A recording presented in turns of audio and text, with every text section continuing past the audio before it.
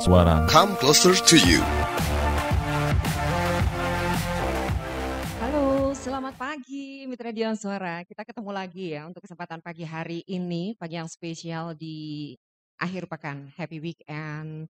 Iya, yang pasti kalau Anda hari ini lagi bingung mau ngapain gitu ya pagi-pagi kayak gini, ya mendingan Anda konsen di Dian Suara FM karena 2 jam ke depan kita akan ada di Dialog Radio bersama dengan DPRD Jawa Tengah.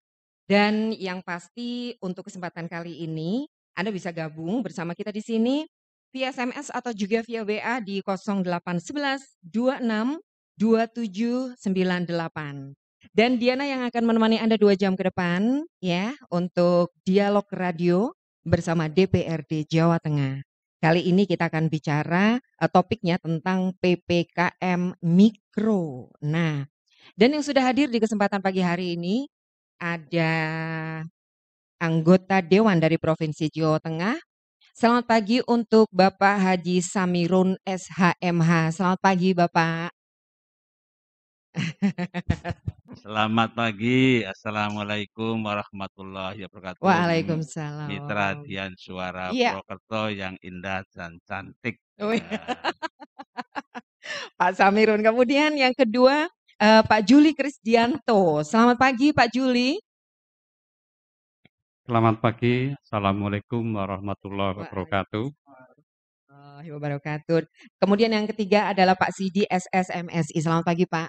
Selamat pagi, Assalamualaikum Mbak Diana dan terus Dian Suara Iya. serta Mitra Dian Suara Suara ya. yang saya Oke. hormati, saya banggakan. Nah, di kesempatan kali ini kita mau ini dulu deh, perkenalan dulu ya sebelum kita akan bicara tentang apa itu PPKM Mikro. Yang pasti Mitra Dian Suara kan juga kepingin kenal lebih dekat dengan wakil-wakil rakyat daerah pemilihan Banyumas Cilacap ini ya. Dan Pak Samirun dulu mungkin ini perkenalan dari Pak Haji Samirun SHMH, beliau ini anggota Komisi D ya Pak ya. Nah, bisa dikenalkan untuk Mitra Dian Suara Pak. Assalamualaikum warahmatullahi wabarakatuh. Semangat pagi, Semangat Mitra pagi. Dian Suara Purwokerto. Nama saya Samirun, jadi tetap Samirun aja. Oh, Pak Samirun ya. Ada yang bilang Pak Sam juga Pak boleh. Sam. Oh keren ya Pak Sam. Ya, di Dewan terkenal slogannya harta karun nan jero omah. Pilih Samirun sing wis ngena. Keren. Saya wakil panjenengan semuanya di Dapil 11 yaitu Banyumas dan Cilacap. Ya. Saya kebetulan dapat amanah dari masyarakat Banyumas Cilacap sejak tahun 2009. 2014. Udah lama ya Pak ya, 2009. 2014, 2019 ini nyambung lagi. 19 sampai 24. Jadi udah 3 periode. 3 periode ya. Mengapa saya tertarik ke Dewan?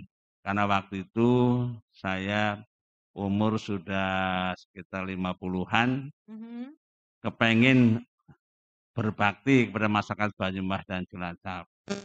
Antara lain dandani jalan. Waktu itu jalan pada rusak semua, berlubang dan sebagainya, mau kemana-mana juga repot. Kalau ada tamu dari Jakarta ngapain ke Cilacap Banyumas, jalannya pada rusak katanya. Oh gitu ya Pak ya? Iya.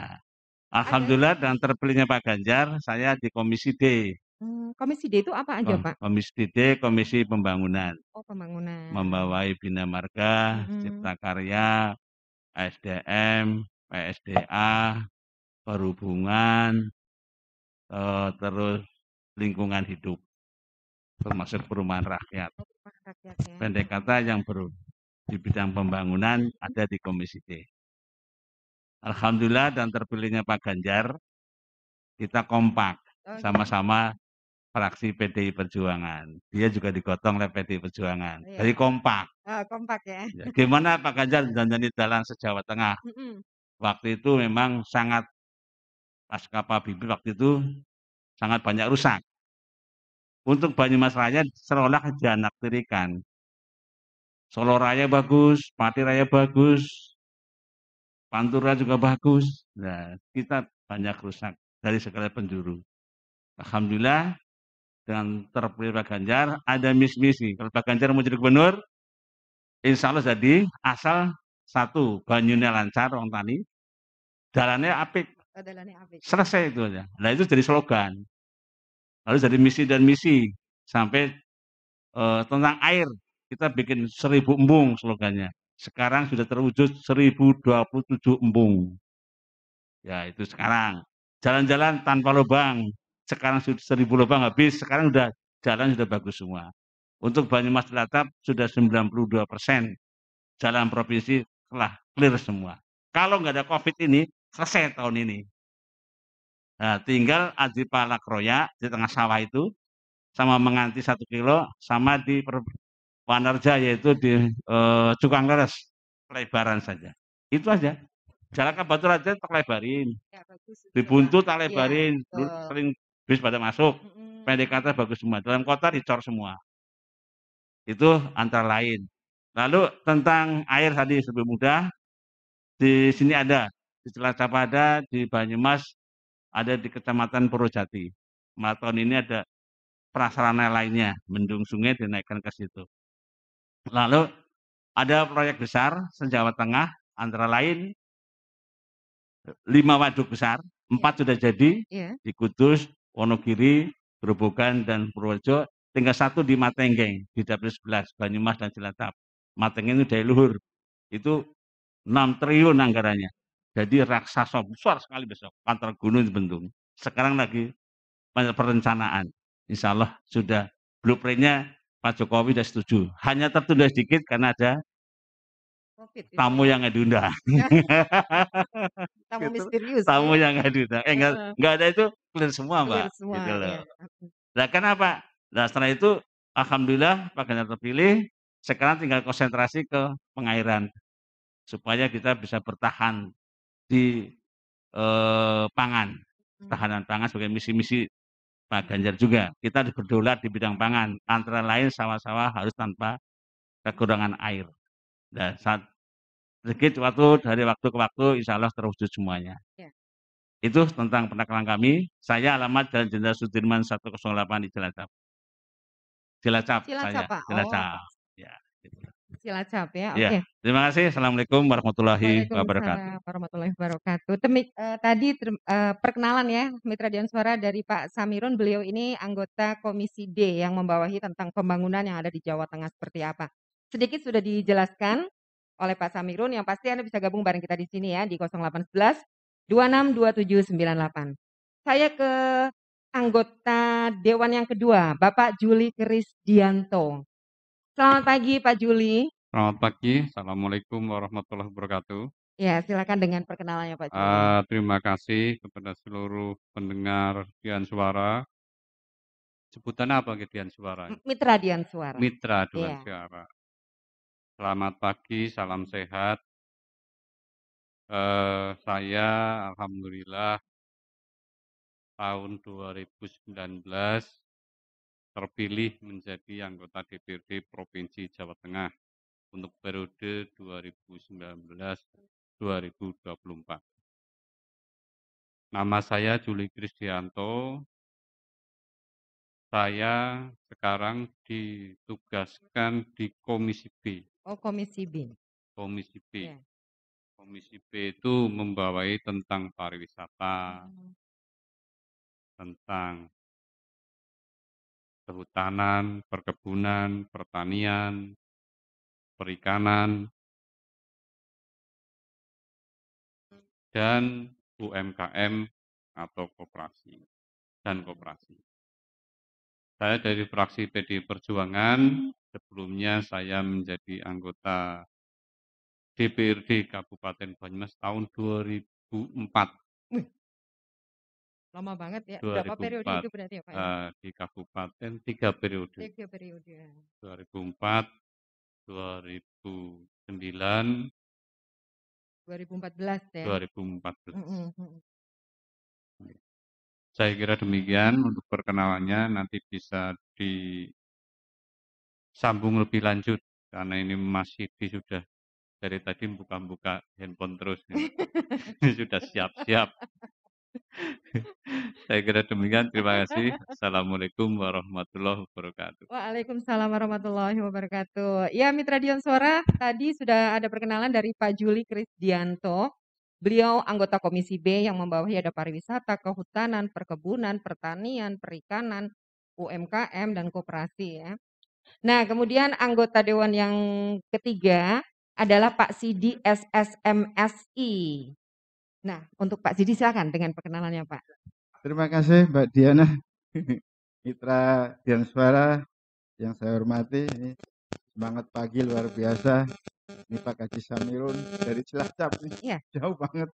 Kalau Pak Yuli kan udah kenal dari sini saja, iya. Mas mantan Ketua Dewan. Kalau saya dari Wangon, Oh, dari Heeh, Wangon, agak pinggir sana, barat agak ya. pinggir. Iya, saya kan dari Wangon pinggiran.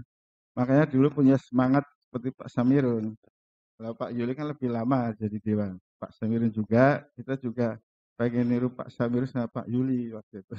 Jadi dewan, walaupun saya tinggal di Wangon.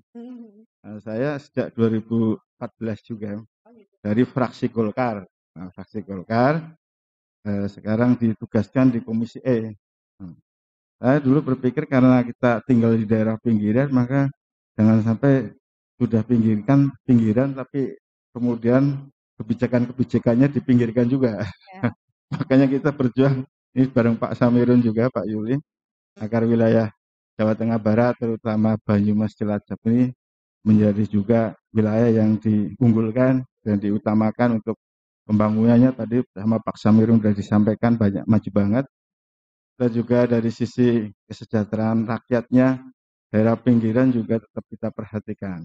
Jangan hanya di pusat-pusat Jawa Tengah, Semarang dan jalur tengah Betul, itu. betul.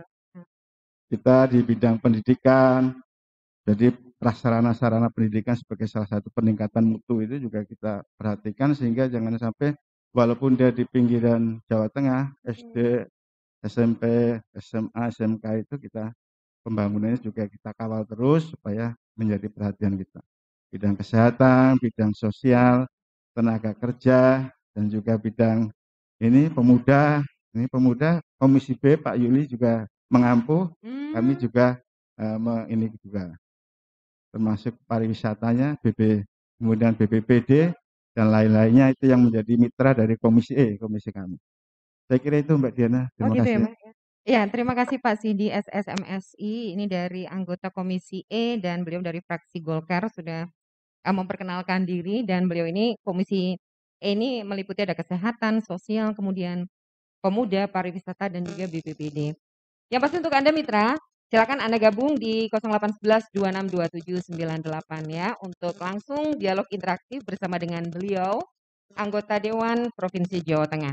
Kita akan kembali lagi setelah kita ikuti yang satu ini. Oke, mitra dan saudara kita kembali lagi di dialog radio bersama dengan anggota Dewan dari Provinsi Jawa Tengah ya. Dan halo, selamat pagi buat Pak Wanto yang ada di Jalan BKR. Selamat pagi Pak Wanto, terima kasih ya sudah konsen di Dian Suara FM untuk kesempatan pagi hari ini.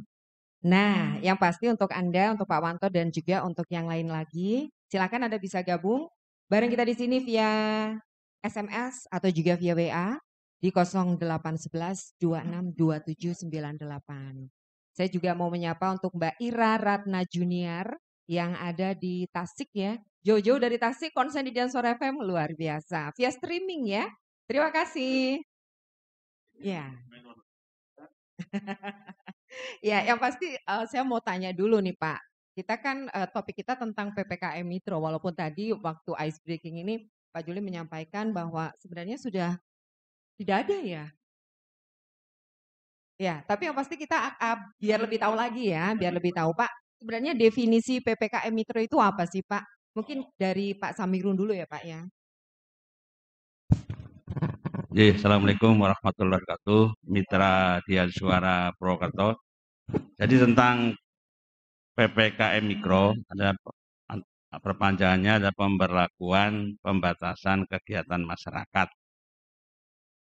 Ini dimaksudkan merupakan upaya untuk memutus rantai penularan COVID-19 dengan cara mengurangi aktivitas masyarakat yang ada di pedesaan dari bawah, RT, RW, dan sebagainya. Itu berdasarkan Surat Edaran Gubernur nomor 443/0002350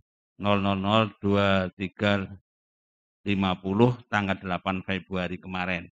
Itu berlaku hanya tanggal 9 Februari sampai 22 Februari. Jadi Senin sudah berakhir. 21.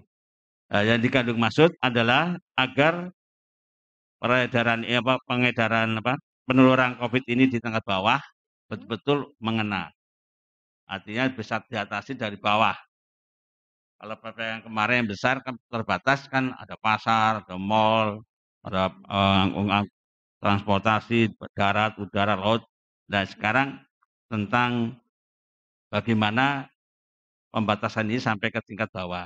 Nah, dalam edaran itu juga nantinya itu kayak di desa-desa ada posko-poskonya. Anggotanya ya semua pengurus RT ada di situ. Sehingga kalau ada yang terkonfirmasi satu orang saja di desa, pasti akan ketahuan. Lalu dilaporkan ke posko di desa, dibawa ke puskesmas, dan seterusnya. Nah, kalau yang nggak berat, yang ringan bisa mandiri di rumah. Di balai desa, sekarang sudah dibuat posko mandiri di desa, isolasinya ada di desa. Dia ada tempat tidurnya dan sebagainya di kelurahan. Tapi kalau yang bisa di rumah, yang ringan, masih ada gejala aja, bisa di rumah. Tapi kalau sudah agak berat, itu nanti ditangani oleh dokter puskesmas. Bisa di puskesmas, bisa juga dirujuk di rumah sakit daerah yang ada di tempat itu. Itu antara itu, Mbak. Oh gitu ya. Jadi kalau bicara soal PPKM Mikro itu sebenarnya dari masyarakat paling bawah pun itu sudah siap ya Pak ya. Ya, ya mudah-mudahan sih walaupun ini berlangsungnya sampai kemarin 22 Februari, mudah-mudahan ini sudah yang terakhir ya Pak ya. Mudah-mudahan ya. Nah kemudian perbedaan PPKM Mikro dengan PPKM terdahulu. Mungkin Pak Juli ya bisa menjelaskan ya Pak ya. Ya, jadi berusaha akan saya jelaskan kepada seluruh mitra pendengar mitra dan suara bahwa pemberlakuan pembatasan kegiatan masyarakat PPKM Mikro ini sebetulnya menjadi respon dari PPKM sebelumnya, yaitu PPKM Jilid 1 dan Jilid 2, yang mungkin dianggap belum maksimal, sehingga dibentuklah PPKM Mikro. Jadi dalam pembentukan PPKM Mikro itu, pembentukan penanganan COVID-19 di tingkat itu sampai dengan tingkat desa dan kelurahan untuk penanganan COVID-19. Bedanya dengan PPKM Jilid 1, itu sebenarnya di tingkat teknis. Di tingkat teknis, misalnya kalau di PPKM Mikro itu jam operasional untuk restoran, tempat pembelanjaan dibatasi sampai dengan jam 19.00. Tapi kalau di PPKM Jilid 2 itu di Jilid 1 itu sampai dengan jam 19.00, di Jilid 2 itu sampai dengan jam 20, di Mikro itu sampai dengan jam 21. Oh, sampai jam 9 Ya. malam ya. Nah, terus di PPKM itu kalau di Jilid 1 itu kerja di rumahnya itu kerja di kantor 25%, di rumah 75%. Kalau di Jilid 2 itu 50, itu 60-40%. Kalau di Mikro itu 50%, 50%. Jadi di kantornya itu 50%, kemudian di di rumahnya 50%. Ini diberlakukan sampai dengan ke tingkat RW. Nah, siapa saja kalau PPKM Jilid 1 dan Jilid 2 itu se-Jawa Bali. Se-Jawa Bali. Nah, tetapi kalau di Mikro itu lebih spesifik. Misalnya kalau di Jawa Tengah itu lebih spesifik berdasarkan Mendagri nomor 3 tahun 2001, itu Jawa Tengah, Semarang Raya, Banyumas Raya, dan Surakarta.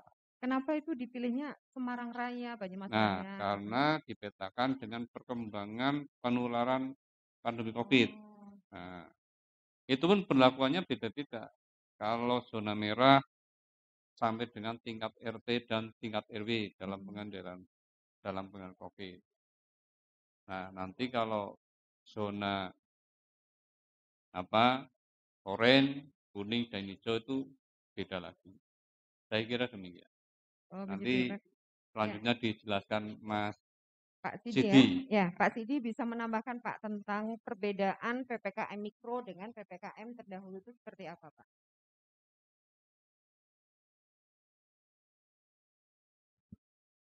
Terima kasih ya Mbak Diana dan mitra Dian Suara yang berbahagia. Tadi sudah disampaikan oleh Pak Kaji, Sambiran maupun Mas Yuli. Jadi kita menerapkan PPKM Mikro, bagaimana disampaikan tadi, itu merupakan kebijakan nasional yang dikaitkan hanya di 7 provinsi. Salah satunya adalah Jawa Tengah.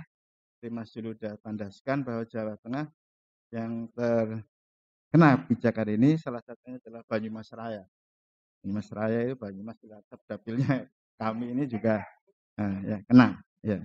Banyumas Raya ekskarsidenan Banyumas.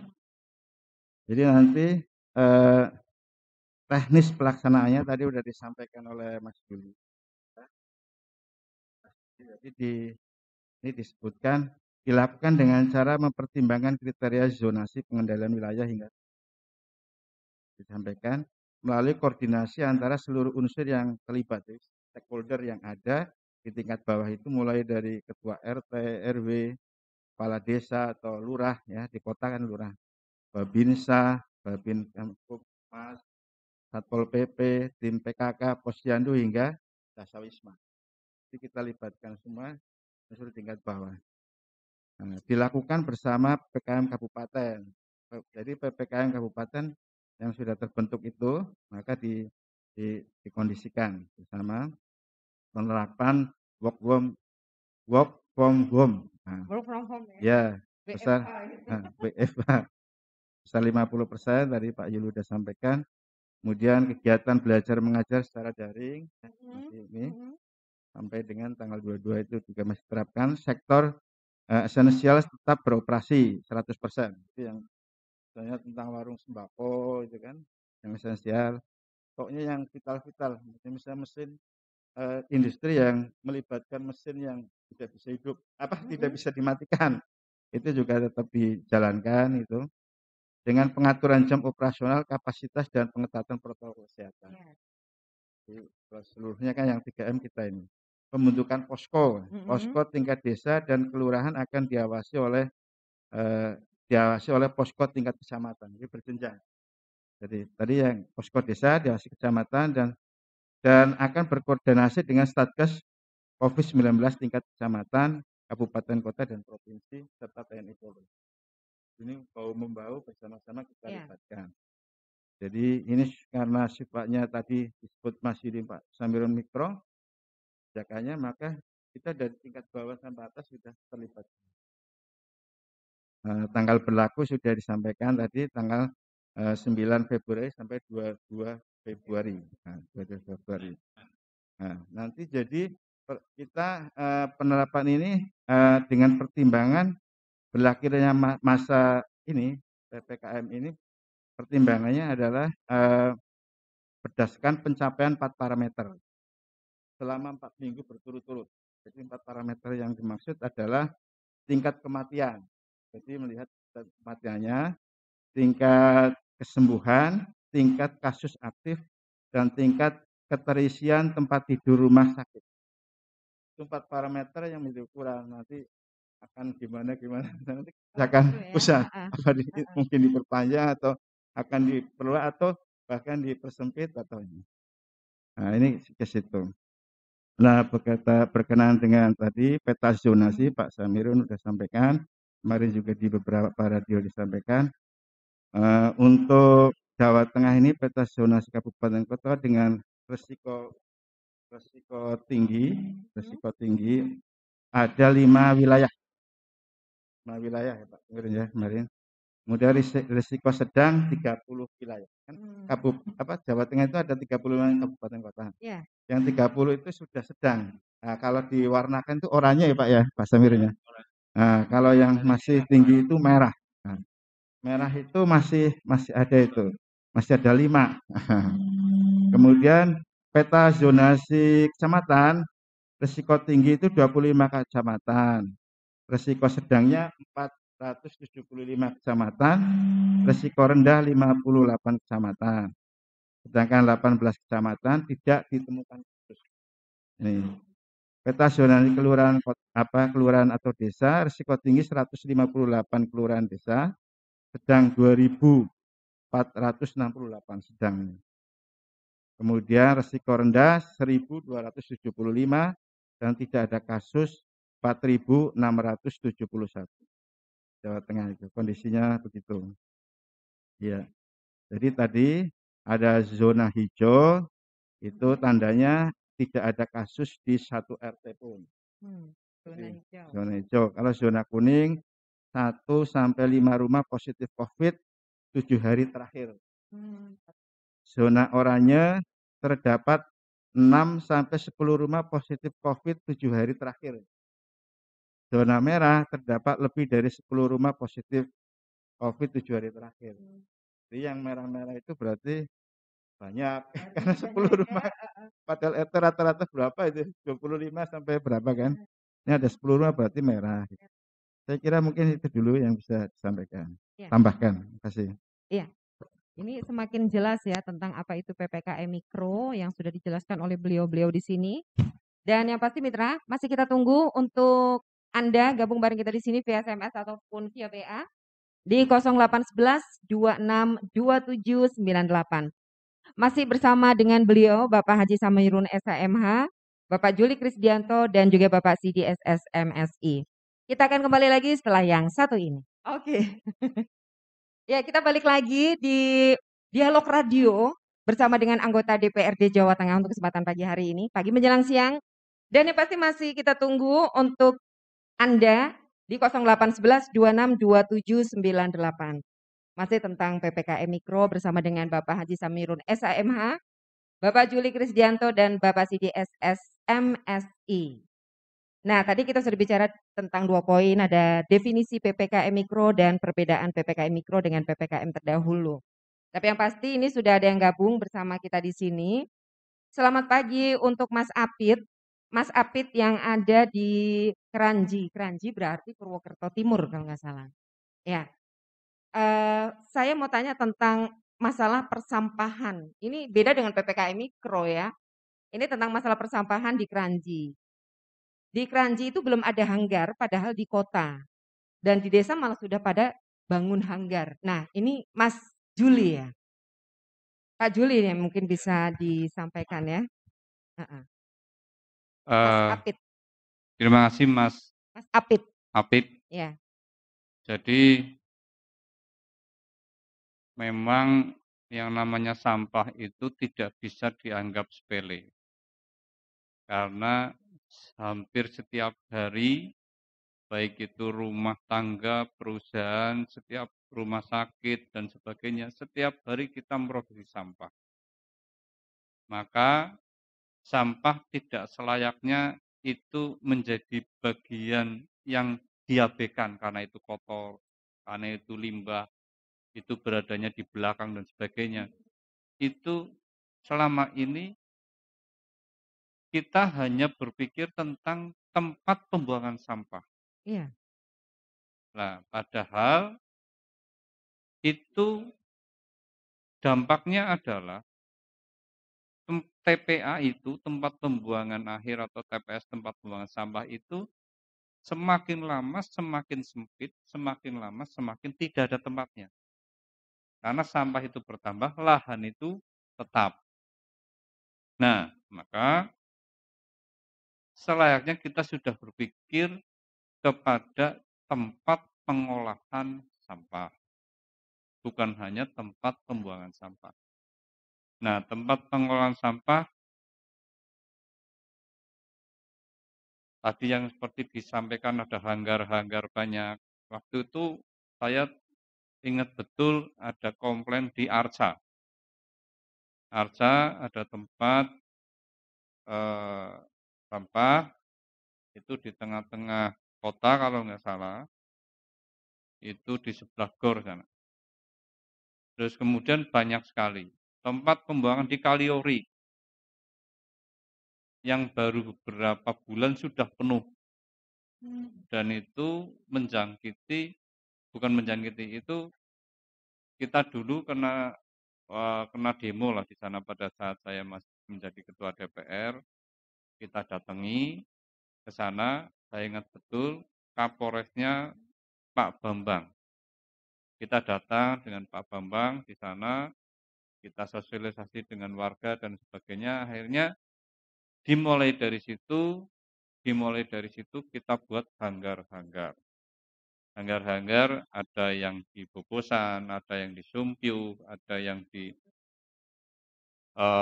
ya tepatnya saya kurang paham, nanti ini sebetulnya konteksnya Kabupaten Banyumas nanti yang menjawab. Suatu ketika Kabupaten Banyumas ada talkshow begini, nanti bisa dijawab oleh pemerintah daerah kabupaten. Nah, tetapi pada prinsipnya yang dulu kita usulkan pada prinsipnya pertama adalah tempat pengolahan sampah, yang kedua itu adalah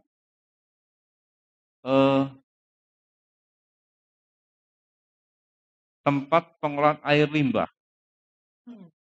Nah, itu air limbah.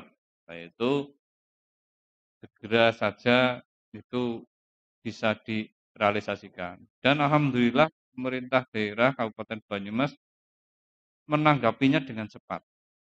Alhamdulillah. Ini sudah terbangun banyak kok hanggar-hanggar. Hanggarnya sudah banyak. Jumlahnya saya kurang paham. Nanti mungkin Dinas Lingkungan Hidup akan lebih paham berkaitan dengan ini. Itu di dalamnya sudah ada pengolahan. Pemilahan sudah dipilah-pilah di hanggar. Insya Allah ke depan bisa ada pengolahannya. Tapi saya tidak bisa menjawab secara rinci hal tersebut karena itu wilayah pemerintah daerah kabupaten. Dan kalau misalnya kita mau melihat lebih jauh, itu ada di Surabaya. Nah, maka Kabupaten Banyumas nanti atau provinsi tempatnya Pak Samirun apa nggih? Sampah ada nggak? Komisinya jenengan ya. Nah, itu nanti bisa ke Surabaya. Ke Surabaya itu pengolahan limbahnya bagus di sana. Di Cacep sudah ada. Ya, pengolahan limbahnya bagus itu di tengah kota, di tengah penduduk, tidak bau, dan itu malah menjadi lahan pencarian nafkah di situ banyak. Saya kira demikian Mbak Diana. Ya, ya. Demikian tadi untuk Mas Apit penjelasan dari Pak Juli Krisdianto mengenai masalah sampah ya. Mudah-mudahan Anda puas dan sembari kita menunggu untuk Anda yang mau gabung bareng kita di sini di 0811 262798, kita masih bicara soal PPKM Mikro. Nah, tadi kita sudah mengetahui tentang perbedaan PPKM Mikro dengan PPKM terdahulu. Kemudian yang berikutnya ini Pak, tentang penerapan PPKM Mikro di Jawa Tengah itu seperti apa? Tentang penerapan PPKM Mikro yang ada di Jawa Tengah. Mungkin Pak Samirun dulu ya Pak ya.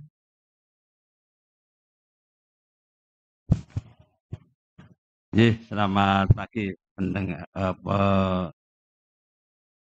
Mitra Dian Suara. Tentang penerapan di Jawa Tengah PPKM Mikro itu secara payung hukumnya dengan surat edaran gubernur yang tadi setelah saya sebutkan di depan, yaitu tanggal 8 Februari nomornya 443/5-0002350 itu tanggal 19 sampai tanggal 22. Nah, tentang PPKM Mikro ini memang sangat detail sekali karena itu tempatnya ada di desa-desa tadi yang sudah kami jelaskan di depan. Iya. Saya kemarin sebelum ke sini saya ngecek kesiapan itu. Contoh di Karangkandri, Cilacap itu memang sudah ada oleh desa sudah nyiapin dan itu ada dananya Mbak. Dananya itu dari mana? Dananya itu dari APBN, anggaran desa. Itu 8% untuk pembiayaan PPKM Mikro. Nah, sehingga kepala desa dengan musyawarahnya sana, dengan BPD-nya, sudah memutuskan dari 8%, misalnya 8% dari 1 miliar, itu kan ketahuan angkanya. Nah, itu dipergunakan untuk memperkuat edaran Pak Gubernur tadi tentang pelaksanaan PPKM Mikro tadi, yang bagaimana bisa isolasi di rumah, bisa isolasi di balai desa, bisa juga isolasi kalau bisa nggak cukup, bisa dikirim ke kecamatan, kecamatan nggak bisa, bisa ke puskesmas, dan sampai ke tingkat kabupaten secara berjenjang. Itu penerapannya sudah detail, pembiayaannya, terus pelaksanaannya, dan siapa yang ngawasin secara berjenjang juga. Tim gugus tugas kabupaten dengan kecamatan, kabupaten ngecek ke kecamatan, kecamatan ngecek ke tingkat-tingkat desa. Dan antusias sekali perangkat desanya, karena memang sekarang malah sudah ada yang zona hijau, kayak di Danasrilor, Nusa Ungu, itu sama sekali nggak ada. Ya sudah nggak ada. Ada yang oranye, tapi juga ada merah. Ada. Yang merah ada karena banyaknya proyek-proyek terutama di kota. Jadi langkah berhasilnya tentang PPKM Mikro tadi, karena dari 35 kabupaten tadi saya sampaikan, 30 sudah sedang, sudah oranye. Nah, terus yang 5 itu ada di kabupaten. Tapi nggak akan saya sebutkan di sini.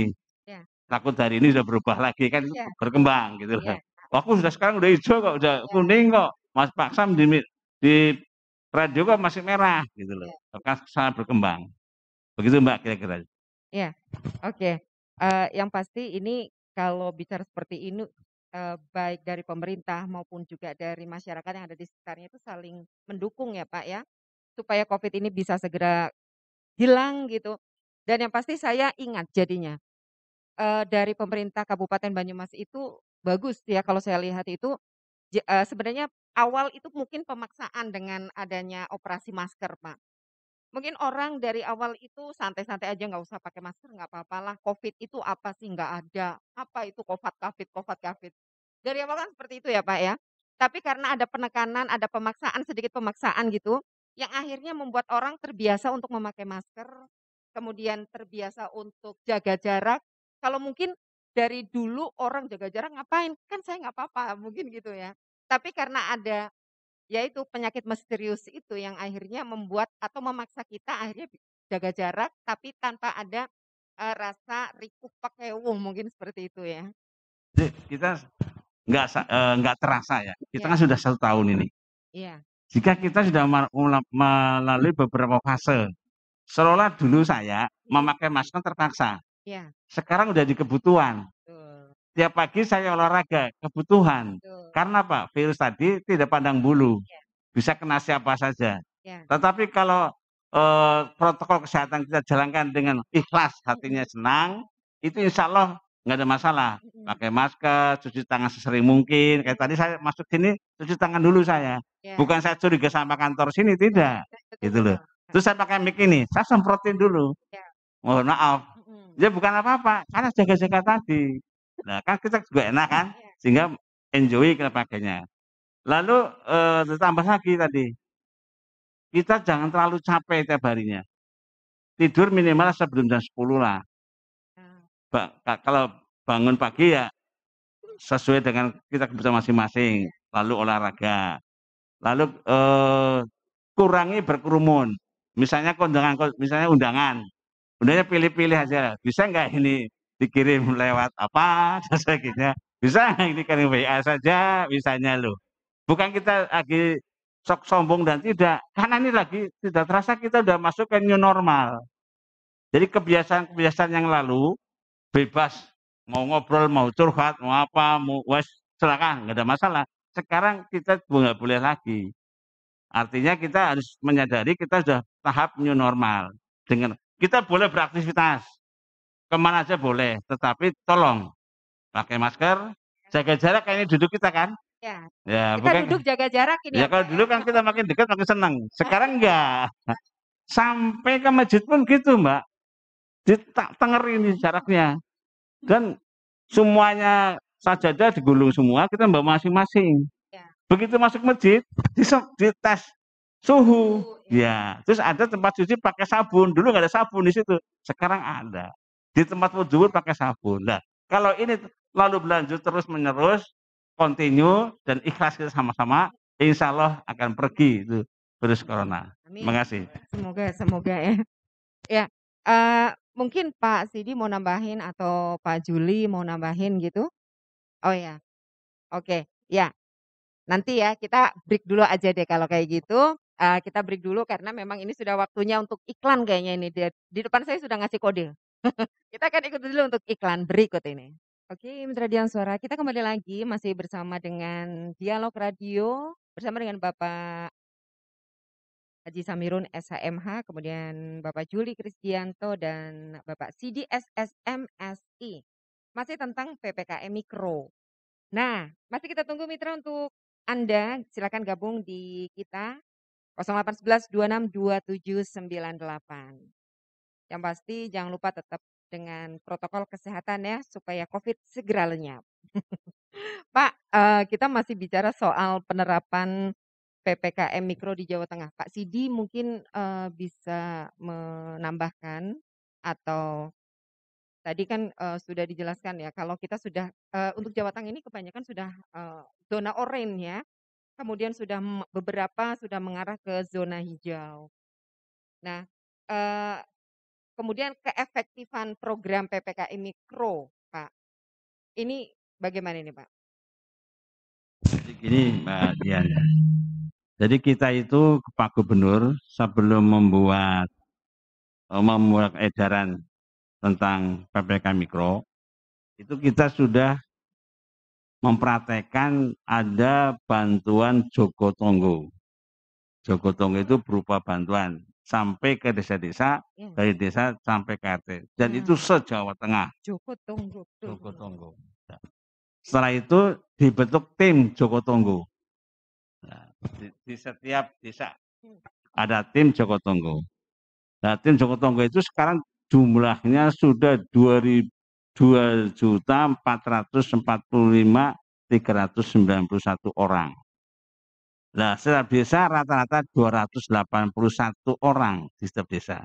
Terdiri dari beberapa elemen. Ada Dasabisma, dari Satlintasnya ada, dari Gapoktannya ada, kelompok tani juga ada, kader PKK ada, Banbisa juga harus ikut, bidan desa juga harus ikut, lalu pendamping penyuluh desa ngikut di situ, penyuluh tadi, juga tentang yang tim gugus tugas yang ada. Nah itu sudah bekerja sekarang, di poskonya ada di tingkat desa. Nah sudah bekerja sampai misalnya ada keluarga, ada yang positif misalnya, itu cepat di tracing. Nah itu nantinya akhirnya akan terjadi rumah yang sudah di tracing dan hasilnya negatif diberi stiker. Nah, sudah rumah. Nah, kalau stikernya apa? Misalnya sudah hijau, masih oranye. Nah, tentang manajemen isolasi bisa juga di rumah. Rumah yang memenuhi syarat. Nah, rumah RSS nggak bisa. Itu harus bawa ke desa. Oh, rumahnya besar. Kesadaran untuk isolasi mandiri di rumah juga besar. Nah, itu ada sumbangan stimulan dari kas desa. Dikirimi telur sama susu, vitamin, dan sebagainya. Nah, pelaporannya secara berjenjang. Jadi ada petugas yang memantau? Ada. Makanya adanya posko tiap desa tadi. Dibantu pengurus-pengurus tadi, jumlah tadi, setiap desa 281 orang rata-rata. Tergantung kegemukan desa itu sendiri. Dan situ sudah masif di Jawa Tengah. Nah, sehingga kalau itu pasti efektif, Mbak. Orang jere jual apa ndean jual jere, tidak, hasilnya konkret. Iya. Atau jere itu kundean apa? Udah konkret, Mbak. Banget terakhir ada stikernya nanti. gitu loh. Kira-kira itu desainnya ya, dan sudah berjalan. Iya. Terima kasih. Ya, terima kasih. Iya, saya ingat itu Jogotongo. Jadi di beberapa daerah malah mereka itu mandiri. Nyantel-nyantelin sayur, ayam, tahu, tempe, pokoknya yang dan mereka itu dengan gratis bisa diambil. Nah itu luar biasa sekali loh Pak, kesadaran Jogotongo seperti itu, yang mungkin kalau nggak ada Covid nggak bakalan berpikir seperti itu ya Pak ya. Iya, tapi yang kena Covid kan juga nggak mau. Iya jelas, jelas Pak. Nggak mau. Iya. Iya. Nah, mungkin Pak Sidi nih Apa bisa namanya? menambahkan? Kan oleh Pak Haji Samirun dan Pak Yuli. Jadi efektivitas PPKM Mikro, PPKM tadi Pak Samirun sudah sampaikan, pemberlakuan pembatasan kegiatan masyarakat berbasis mikro. Mikro yang dimaksud itu tadi ya kelurahan ke bawah, RT, RW kan, kemudian desa dan kelurahan tadi. Sehingga secara konsep PPKM Mikro akan efektif dan akan bermanfaat jika benar-benar dilaksanakan didukung oleh masyarakat. Masyarakat jadi kalau mendukung. Yang kedua, PPKM Mikro itu efektif dengan mengoptimalkan koordinasi seluruh unsur. Tadi Pak Samirun sudah sampaikan, unsur yang terlibat pada level terkecil atau teknis mulai dari RT RW, kepala desa, lurah, Satlinmas, Babinsa, Babin Kamtipmas, Satpol PP, PKK, Posyandu, tokoh agama, masyarakat, pemuda dan tenaga penyuluh. Kemudian tentang pembentukan posko-posko kan sebagai satu instrumen juga. Posko di tingkat desa dan kelurahan langkah untuk optimalisasi fungsi pencegahan, penanganan, pembinaan, dan mendukung pelaksanaan penanganan COVID-19 di tingkat desa dan kelurahan. Sehingga ini posko-posko sekarang menjadi penting. Kalau dulu kan ini Pak Samirun, Pak Pak Yuli pernah ada posko-posko pada era pemilu kan. Nah ini menjadi penting juga ketika untuk dalam rangka untuk efektivitas kita menerapkan PPKM Mikro ini, posko-posko itu. Kemudian tadi yang terlewatkan tentang pengaturan pembiayaan PPKM Mikro dalam Kemendagri nomor 3 tahun 2021. Ya kan, pembiayaannya kita sampaikan di sini. Kebutuhan di tingkat desa dibebankan pada dana desa dan didukung sumber lain melalui anggaran, pendapatan, dan belanja desa APBD. Kemudian kebutuhan di tingkat kelurahan atau ya kelurahan ya, di kota kan namanya kelurahan, dibebankan pada APBD kabupaten kota.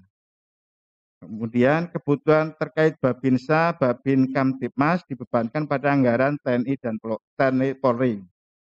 Kemudian kebutuhan terkait penguatan testing, tracing, dan treatment dibebankan pada anggaran Kementerian Kesehatan atau Badan Nasional Penanggulangan Bencana APBD Provinsi, Kabupaten, Kota.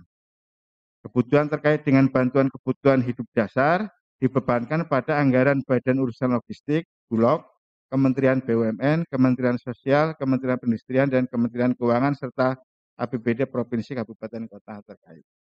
Itu tambahannya gitu. Tambahannya gitu ya. Yeah. Oke, ini tentang keefektifan program PPKM Mikro itu sebenarnya garis bawahnya itu tentang Jogotongo, kemudian dari kesiapan dari Pemda sampai ke tingkat RT dan juga masyarakat yang sudah mandiri ya. Nah, Mas Juli mungkin tetap masih bisa menambahkan keefektifan tentang program PPKM Mikro ini, Mas. Pak ya. Saya tuh ingatnya tuh Mas aja karena dari dulu tuh wajahnya seperti itu aja. Enggak berubah. Ya gimana nih Mas Juli? Iya. Terima kasih. Jadi saya tidak akan menjelaskan tentang tadi yang sudah dijelaskan oleh Pak Sidi sama Pak Samirun. Tadi sudah lengkap lah. Sudah lengkap dijelaskan bahwa keefektifan PPKM Mikro itu bagaimana. Sebetulnya begini, formula apapun yang berkaitan dengan yang dinamakan dengan PPKM, yaitu PPKM jilid 1, jilid 2, PPKM Mikro, intinya adalah membatasi kita untuk berkerumun, berinteraksi. Nah, rumusnya sederhana. Pertama, orang itu pasti harus dipaksa. Harus dipaksa ya? Iya. Heeh. Yang kedua, dia akan menjalankan dengan terpaksa. Dan yang ketiga, setelah itu menjadi terbiasa. Betul betul. Nah, Terpaksa akhirnya terbiasa ya? kan begitu Pak Samirud ya kira-kira. Seperti contoh tadi, setelah 1 tahun kita itu bergelut dengan Covid. program-program ini dan adanya di tengah masyarakat adanya pandemi ini, kita sedang memformula apapun. Saya ingat betul di bulan Maret, saya itu nggak keluar rumah itu 4 bulan Mbak. Tepatnya dimulai tanggal 11 Maret. Maret, April, Mei, Juni. Saya nggak keluar rumah, ditutup rumahnya. Beli lewat online, dicandel-candelkan. Wah, ya untung saja kita masih ada gaji yang lebih Pak Samirun, sehingga tidak keluar rumah, masih bisa nyicil bank lah begitu Pak Samirun kira-kira. Jadi walaupun ya kekurangan-kekurangan itu pasti seluruhnya itu menghadapi hal yang sama. Nah, dimulai dari itu dengan di rumah saja di waktu itu terkendali. Ini naiknya kan sekitar bulan September ya Pak Samirun ya. Bulan September ke sini naik.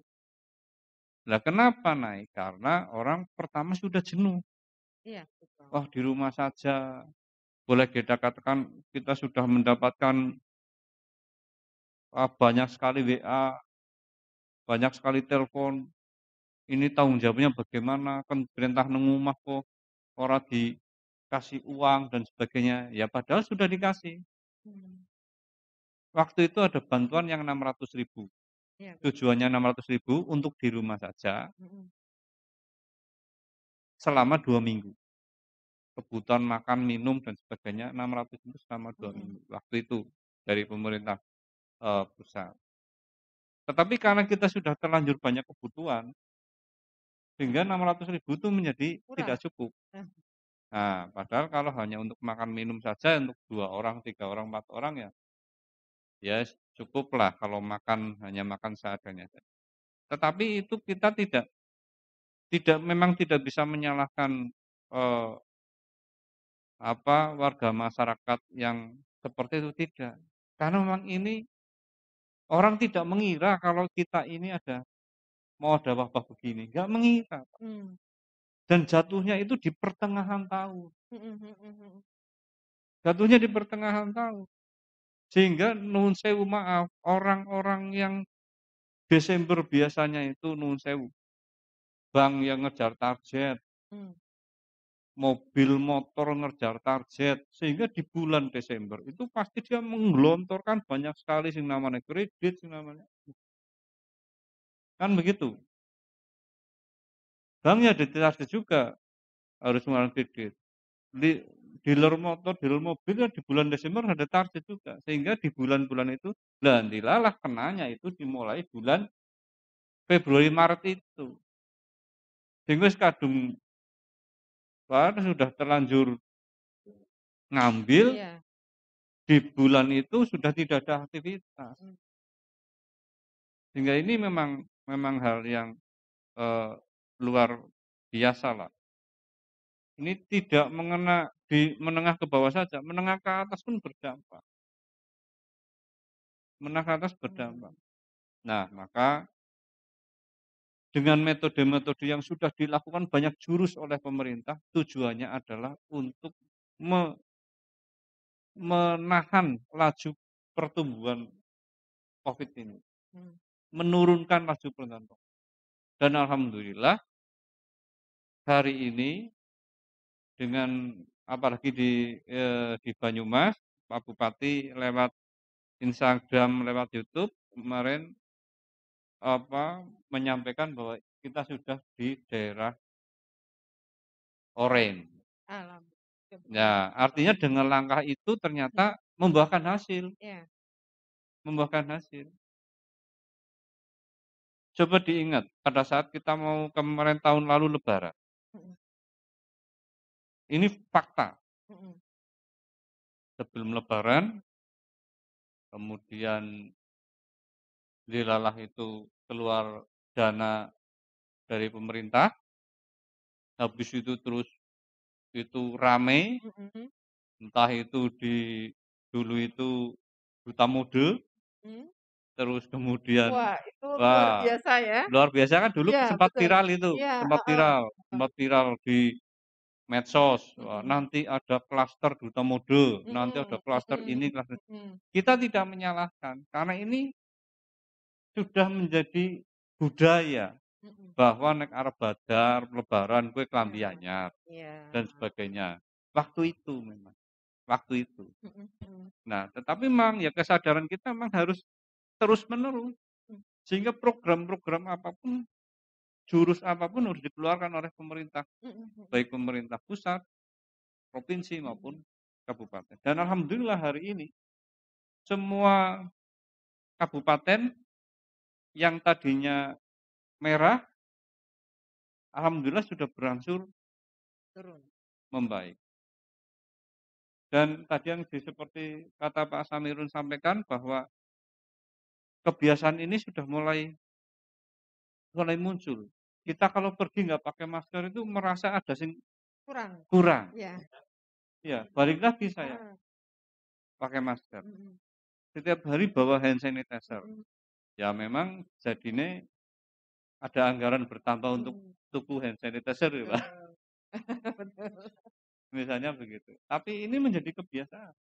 Nanti kalau sudah terbiasa, bahasa Pak Presiden dulu kita harus hidup berdampingan damai dengan Covid. Covid itu Mhm. maksudnya ya mungkin seperti ini. Mhm. Karena kita tadi di era Mas Samirun tadi mereka new normal. Mhm. New normal itu bukan normal ataupun bukan tidak normal. Kalau ini normal berarti kita perlakuannya adalah perlakuan normal, maka hasilnya pasti tidak normal. Maka perlakuannya hari ini harus perlakuan new normal. New normal seperti apa? Merubah kebiasaan salah satunya. Saya kira demikian. Iya. Oke, ini tambah jelas ini dengan penjelasan dari Pak Juli Krisdianto tentang keefektifan program PPKM Mikro. Nanti kita akan bertanya soal, pendekatan kemasyarakatan dalam penerapan PPKM Mikro di Jawa Tengah itu seperti apa. Tapi yang pasti selamat pagi menjelang siang dulu untuk Pak Prio yang ada di Semampir, Pak Edi yang ada di Karangklesem, kemudian Pak Yadi yang ada di Keniten yang sudah gabung di Dian Suara FM mengikuti, dialog radio bersama DPRD Jawa Tengah. Dan kita akan kembali lagi setelah yang satu ini. Oke. Ya mitra Dian Suara kita masih di dialog radio bersama DPRD Jawa Tengah ya, dan yang pasti ini tambah asik aja, kita jadi lebih paham tentang apa itu PPKM Mikro. Nah walaupun mudah-mudahan Covid itu segera lenyap dari bumi tercinta, tapi yang pasti kita tetap harus melakukan proteksi ya. Kalau tadi Pak Juli Krisdianto menyampaikan adanya pemaksaan kemudian akhirnya menjadi pembiasaan. Memang benar sih. Jadi kita sebenarnya kalau diambil positifnya kita lebih bersih dan lebih sehat ya. Selain dengan 3M, setiap pagi ini mungkin ada pendengar Dian Suara juga yang sambil mendengarkan sambil berjemur. Gitu ya, di antara jam 8 sampai jam 10 itu katanya lebih bagus. Oh katanya Pak Samirun juga lebih hitam karena sudah terbiasa dengan berjemur. Manfaatnya apa nih Pak? Biasanya kan sebelum ada Covid itu jarang berjemur ya, jarang, malah mungkin nggak pernah ya. Kita Berjemur itu buat menaikkan jemur, baik itu kita segar. oh gitu Segar ya? kalau minum kan enak, makan Mhm, juga enak. mhm. Apalagi kalau ada teori kita ini diginiin, Oh imunnya naik. dadanya, Ya, dadanya ditepuk-tepuk 5 pelan menit. ya? Ya, tapi Mhm, modalnya itu ikhlas, Mbak, seneng. Oh, udah Kalau mana dipaksa, ya iya. kacau, malah stres. Karena kita dalam rangka ini kita harus happy. Happy, iya betul. Dengan rumah tangga tidak boleh ada konflik-konflikan, nggak ada boleh cengkrengan, kasarannya padu lah ya. Sama teman pun harus positive thinking, nggak boleh negatif nilainya sekarang. Damai-damai saja. Ngerasanin ya, dia kan belum tahu aku, jadi ngerasanin, biarin aja. Pokoknya selalu niatnya baik, baik, baik, baik saja. Kalau dalam agama niat baik pahalanya 1, Iya, dilaksanakan 2, Pak. Nah iya, gitu, jadi positive thinking aja, Pak. iya. Tetap positive thinking ya yang Thinking, penting ya. Pak. Yang penting tetap positive thinking bahagia. Ya. Heeh, Terus jangan ngeluh, jangan ngeluh ya. "Aduh ngeluh serba kurang." Enggak, janganlah, sudahlah. Apa Mhm. adanya saja, jalanin saja. Insya Allah semangat. Gitu ya Pak ya. Dan iya, Pak Samirun itu katanya karena berjemur terus akhirnya agak coklat-coklat gitu ya. Yang penting tetap sehat ya Pak. Ya. Mudah-mudahan terhindar dari COVID ya Pak. Saya kalau berjemur sampai kalau pas nganggur ya itu, yang bagus sinar matahari itu jam 9, setengah 9 sampai jam 9, setengah jam aja. Itu bagus sebenarnya. Setengah jam Iya, cukup ya Pak ya. iya. Nah, itu dia. Jadi hal lain aktivitas baru setelah COVID itu selain 3M juga ternyata berjemur. Ya, ya berjemur ya. Kayak orang Eropa aja katanya Pak Zai.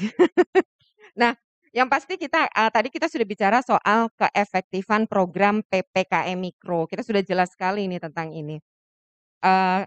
Untuk yang berikutnya nih Pak, tentang pendekatan ke masyarakat dalam penerapan PPKM Mikro di Jawa Tengah itu seperti apa Pak? Pak Samirun. Ya. Pendekatan masyarakat tentang PPKM PPKM Mikro Mikro. di Jawa Tengah ini Itu Pak. udah jelas ada tim Joko Tonggo di setiap desa. Dekat kan sudah kan. Semuanya terlibat Mbak tadi. Terlibat. Bidan desa pun ikut tim. RT RW ikut tim. Tokoh agama ikut tim. Tokoh masyarakat yang sebagai panutan. Kalau ngomong mesti gugu kan. Itu ikut dari tim. Dari sisi eksekutif ada lurah jelas. Camat kadang meriksanya ke situ ke desa. Lalu Bambinsar misalnya dari kepolisian, misalnya keamanan, itu dilibatkan. Pemuda-pemuda yang senang sekali itu berorganisasi belajar, ikut juga. Kan setiap minggu ada penimbang bayi posyandu, itu pengurusnya ikut dari tim Joko Tonggo tingkat desa. Itu kelipatannya begitu, sehingga sangat efektif tadi saya sampaikan tadi. Ada gejala 1 orang aja, aduh itu kemarin ke sana anakku batuk-batuk loh, nah gitu loh misalnya loh. Oh cepet, kasih vitamin C coba. Ada perbedaan enggak? Udah nggak bisa nyium bau ini. Waduh itu ada gejala itu. Kita harus di rapid test kan. Gratis ke puskesmas Bu, diantar aja ke sana gratis. Yang gratis rapid itu ke mana? Puskesmas? Ke puskesmas Oh aja. iya. Iya. Kalau puskesmas minta bayar, suruh telepon dewannya aja yang bersangkutan. Betul. Puskesmas lu ya. Tapi kalau ke poliklinik yang swasta ya enggak. Puskesmas saja. Tapi untuk puskesmas sendiri sudah siap dengan 24 Oh jam sudah, atau siap. Semuanya saya cek puskesmas, alat pelindung diri lengkap, obat-obatan lengkap, peralatan lain lengkap, dokter pun lengkap. Oh gitu ya. Iya. Jadi kita langsung ke masyarakat, Mbak. Oke. Nah, ini saya mau tanya lagi nih tentang pendekatan ke masyarakat. Mungkin ada masyarakat yang ya namanya masyarakat kan kadang ada yang memang taat, kadang ada yang suka-suka dia atau gimana. Nah, penerapannya gimana nih dari DPRD Jawa Tengah sendiri nih Pak untuk orang-orang yang seperti itu? Mungkin ya dari Pak Sidi. Ya, kalau orang yang ngeyel gitu. Ada beberapa yang sempat viral juga kan.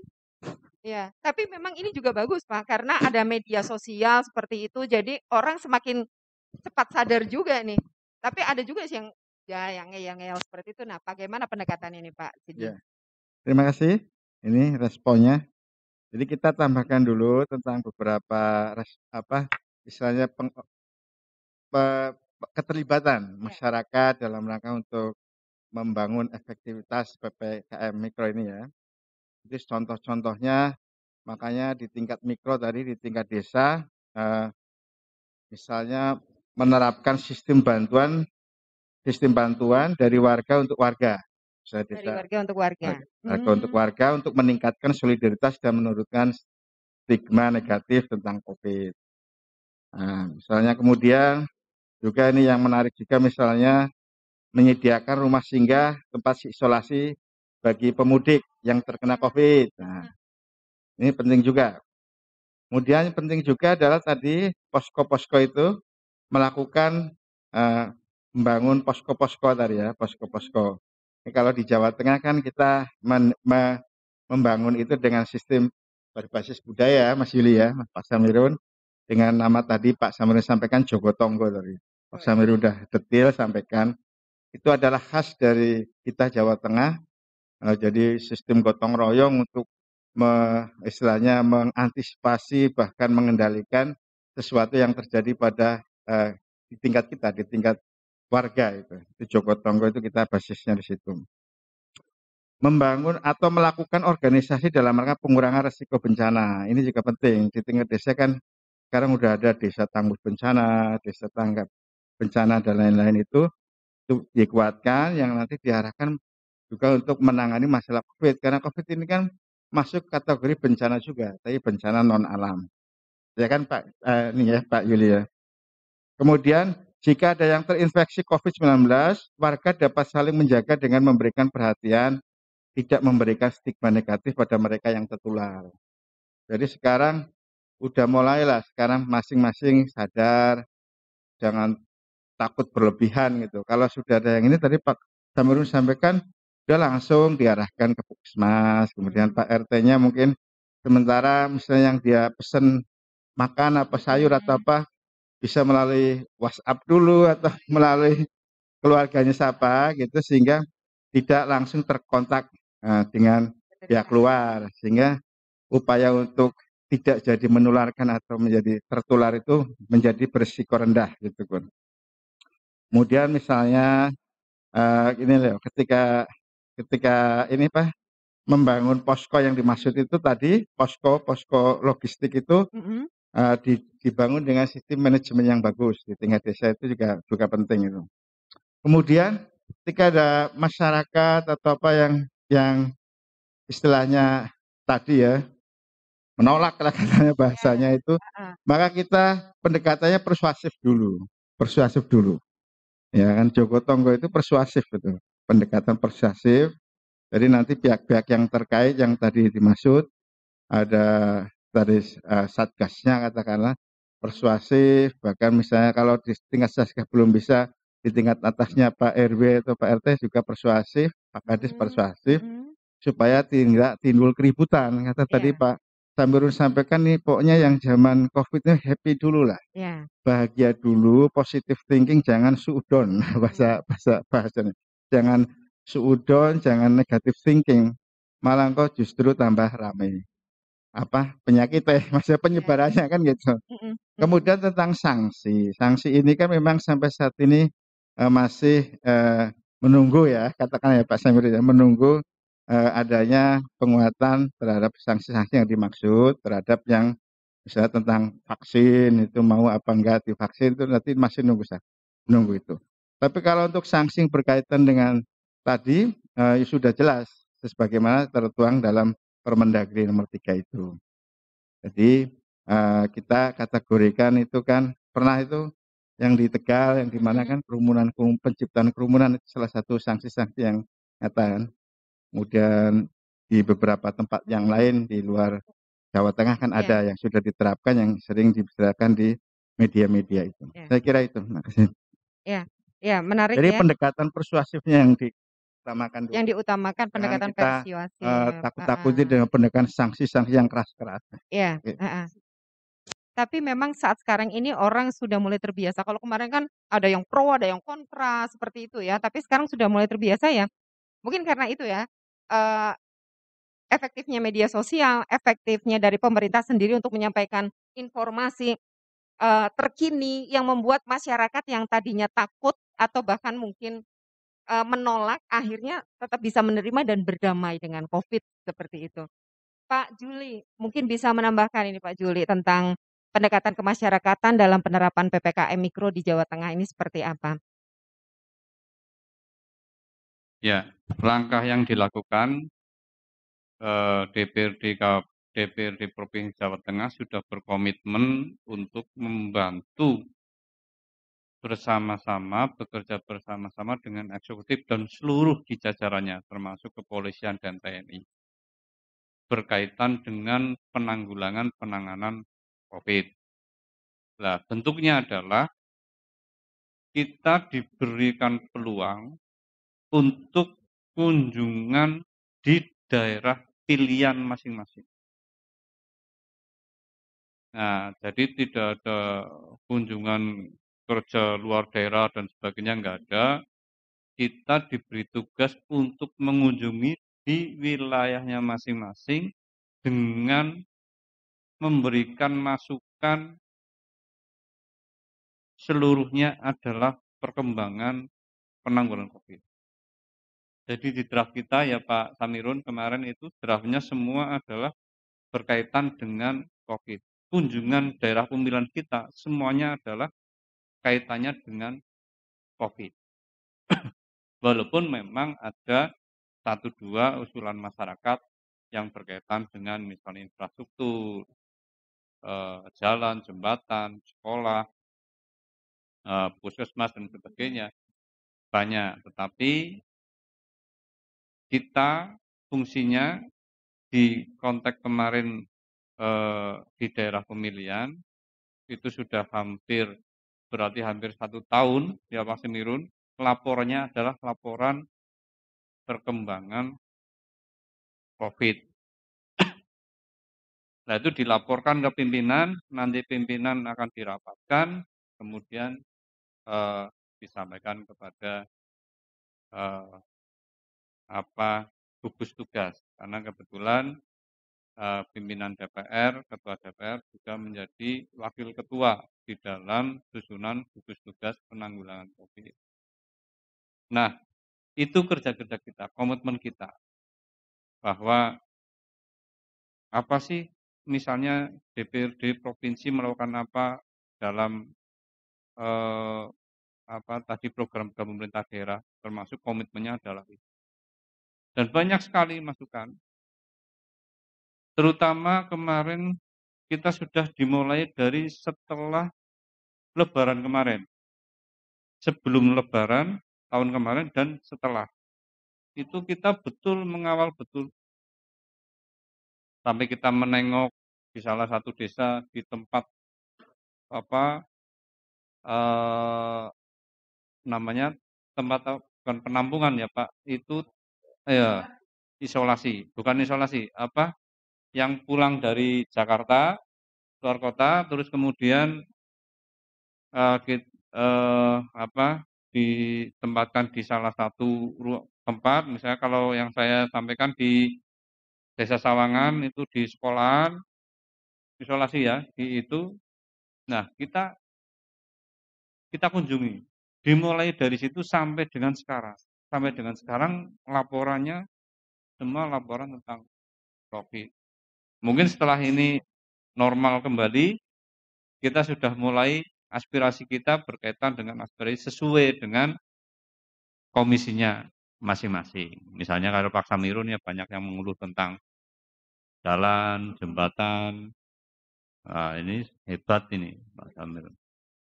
Jalan, jembatan, terus apalagi Pak Embung ya Pak Samirun. Nah,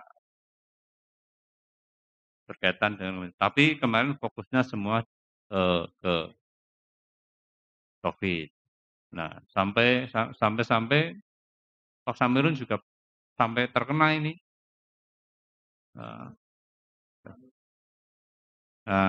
Sampai terkena, sampai sembuh, alhamdulillah sehat kembali. Jadi beliau kalau menceritakan itu betul-betul. Kalau saya menceritakan kan, wah pada orang percaya itu ya. Aja ngasih kenal. Nah, beliau bisa menceritakan, saya kalau mendengar ceritanya Pak Samirun, waduh miris Mbak. Wedi dewek loh. Ceritanya beliau memang waduh mengerikan memang. Mengerikan. Dan beliau itu satu rombongan dengan yang itu gara-gara nolong orang. Gara-gara menolong, ya menolong orang sakit. Iya. Mhm. Mhm. Ya, Oh, dibawa ke poliklinik. pakai mic, Ah, Pak. ya. Jadi nyambung dari Pak Juli. Jadi kita yang betul-betul ini yang Dewan Provinsi 130 orang disebar ke dapilnya masing-masing dalam rangka mengawal Joko Tonggo. Alhamdulillah Joko Tonggo sudah berjalan sehingga Pak Gubernur juga senang. Nyatanya se-Jawa Tengah sekarang yang tadinya banyaknya merah sekarang oranye 30. 5 yang masih proses masih ke oranye. Kalau saya ngomong 5 mana ada datanya. Takut sekarang udah berubah. Nanti Mudah-mudahan perubahannya masyarakatnya oranye mbok ya, Pak. takut Iya. malahan.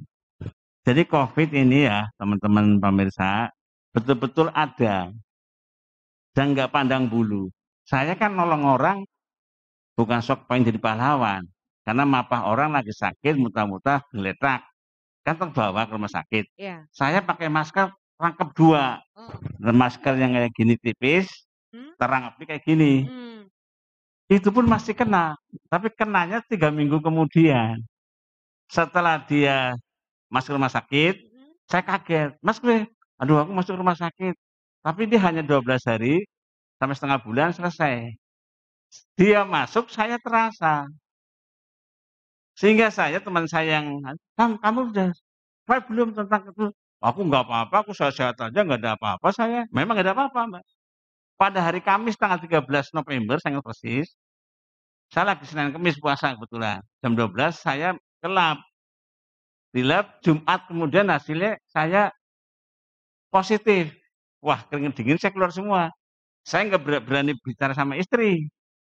Mah, aku tidur di atas saja, mama di sini aja. Kenapa? Saya mau tadarus. Semalam itu. Paginya saya ngecek lagi ke Pertamina Cilacap. Minggu pagi dikabari jam 4 subuh, paksa maaf, akan saya jemput karena jenengan positif. Tidak, saya dalam perjalanan ke Semarang. Saya langsung lari ke Semarang, bung, bung, bung, bung. Saya karena nggak pengalaman Pak Juli dan pemirsa, seharusnya saya ke rumah sakit harusnya. Karena saya sudah mulai nggak bisa merasakan penciuman. Ya, ya. Makan soto di Banjarnegara nggak terasa soto. Supir saya tak usir kamu di sana makannya. Dan itu saya. Yang paling hebat supir saya. Pakai masker lengkap 2, mobil atau AC buka semua. Seharusnya aku dari Cilacap ke Semarang pakai ambulan.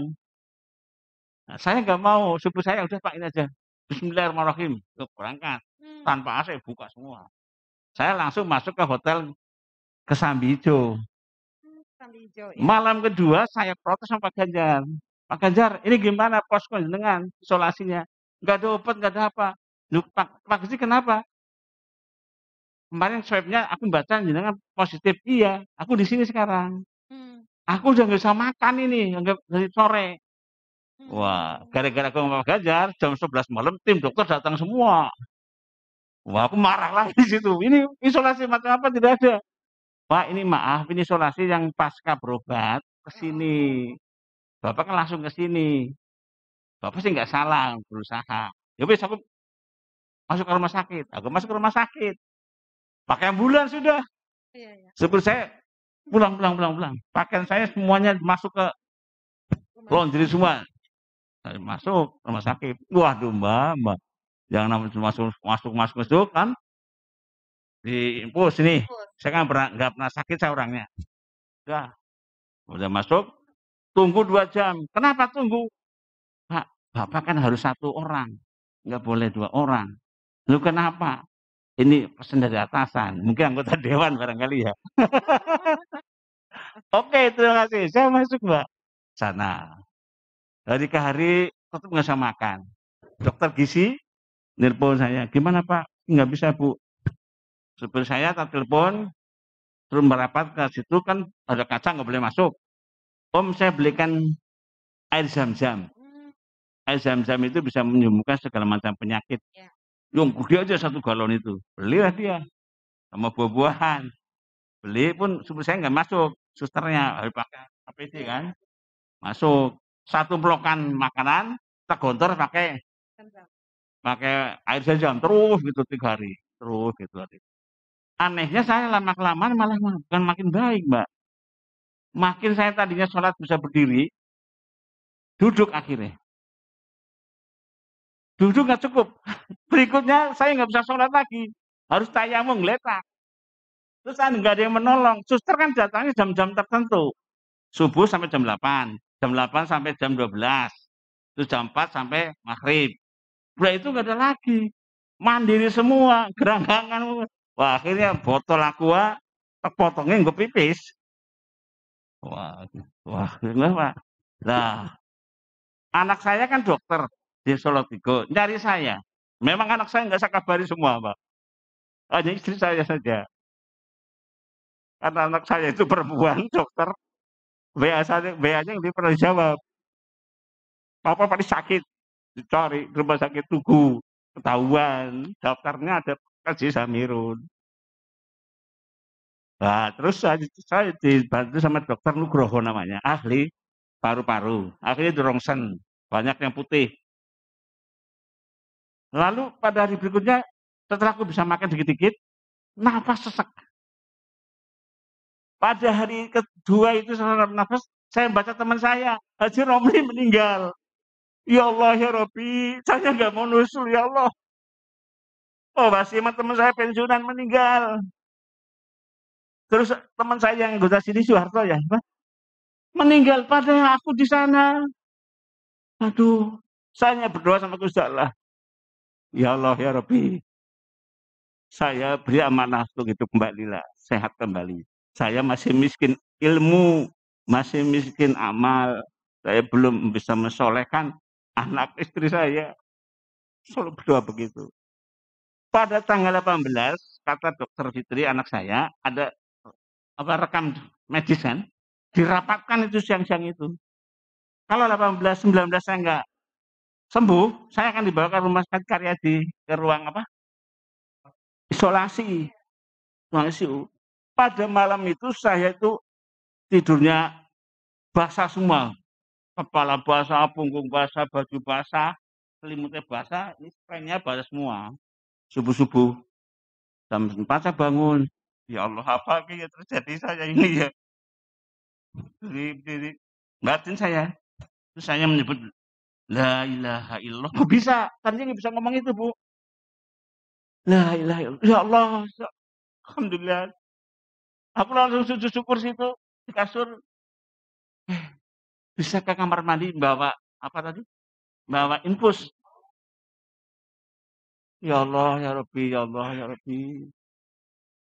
Nah, setelah itu dokter Nugroho nelpon lagi.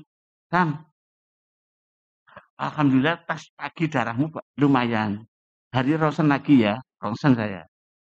Nah, pada hari Senin yang aku mau pulang, paksa besok ke Kesambi ke hotel. Sudah membaik. Saya nggak mau dok, sebelum saya negatif mau pulang. Nggak bisa Pak Samirun, karena ini aturan banyak yang antri di luar. Enggak. Lain dokternya Selasanya sakit Bu.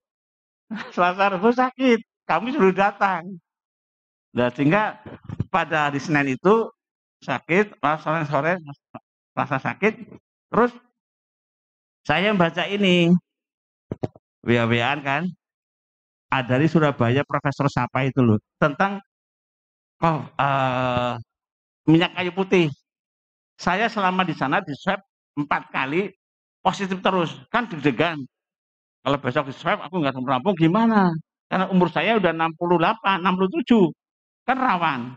Saya baca itu, rupanya saya ikutin itu pada Senin malam. Tangan saya cuci dulu, tetesin, dilatin sini lidahnya. Kayu putih, terus di bawah lidah, sesering mungkin. Terus 3 tetes lagi minum air hangat, siang sama malam, terus begitu. Terus kasih leher-lehernya dadanya gini. Pada hari Jumat saya suruh ke hotel, saya udah bisa ngomong, dok, insya Allah saya siap di swab dan saya mesti negatif. Kok bisa? Saya ini di Jakarta sudah lagi jemur, sudah sudah berteriak keras sekali. Saya nggak apa-apa, udah nggak sesak lagi, ini lari-lari. Masuk alhamdulillah. Kalau gitu nanti sore ke hotel dulu ya, iya. Terus swab, pada Jumatan di swab, Minggu pagi saya di hotel, dikabarin, Pak Sam, alhamdulillah swabnya sudah negatif. Wah, aku bahagia sekali Mbak. Sebahagia-bahagianya aku paling bahagia kemarin itu. Sujud syukur, waduh ya Allah ya Allah. Enggak, minggu saya cepat pulang saya. Pulang pun saya belum kasih resep dulu. Seminggu di sana. Jadi teman-teman pemirsa, ini benar-benar kejadian sesungguhnya saya pribadi. Tolong jangan diabaikan. Iya. Ini pengalaman yang sangat masker, cuci tangan, jaga jarak. Itu aja. Saya gara-gara nolong kan baik. Iya. Toh juga karena masalahnya. Setelah itu teman saya juga si Mas Hadi itu dari PKS masuk. Karena Mas Hadi ikut camel-camel, dia kan wakil ketua. Yuk wakil ketua ikut tanggung jawab dong. Antar itu. Aku keluar dia masuk. Ya Allah. Dia sampai 40 hari. Saya 20 hari. Dia 40 hari, 43 hari. Padahal dia masih muda loh. Istrinya dokter spesialis lagi. Aduh, dia masih muda. 43 hari. Dan 1 bulan lebih. Itulah tentang COVID, Mbak. COVID ya. Dan memang COVID itu benar-benar ada ya, Pak. Iya.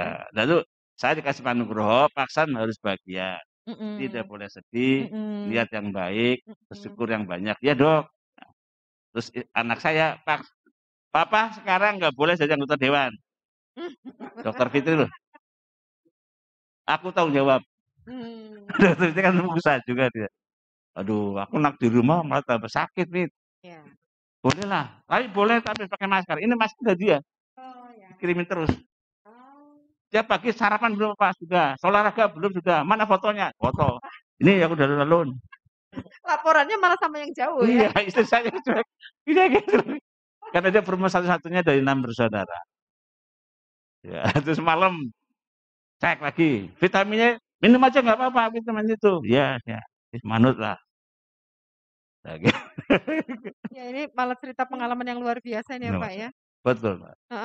Saya asingkum aku ya tadi. Gara-gara teman saya meninggal 3 itu 1 minggu itu. Wah ngepar itu. Kondisi sama gitu aku lagi kar-kar gini. Sosoknya luar biasa Mbak. Tinggal oh gitu ya. Ngambil aku gini nggak bisa. Berdiri gini. Aduh nggak bisa. Kayak ditekan makanya. Kayak ditekan gitu ya Pak ya. Kalau maju di sana sedih dia kan susah. Jarang menderita orangnya. Luar biasa. Sampai Bung Juli. Ya Pak ya. Oke ya. Ini sebagai penutup pelajar. Jadi kita sudah masuk ke new normal. Mari kita new normal. Kebiasaan yang kemarin kita tinggalkan dulu. Pakai protokol kesehatan. Intinya itu. Bener Pak Jokowi. Itu udah dikaji dari para ahli-ahli loh. Terus paling murah tadi. Minyak kayu putih selalu ada. Gitu aja. Ya kan? Kan murah kayu putih. Selalu harus ada.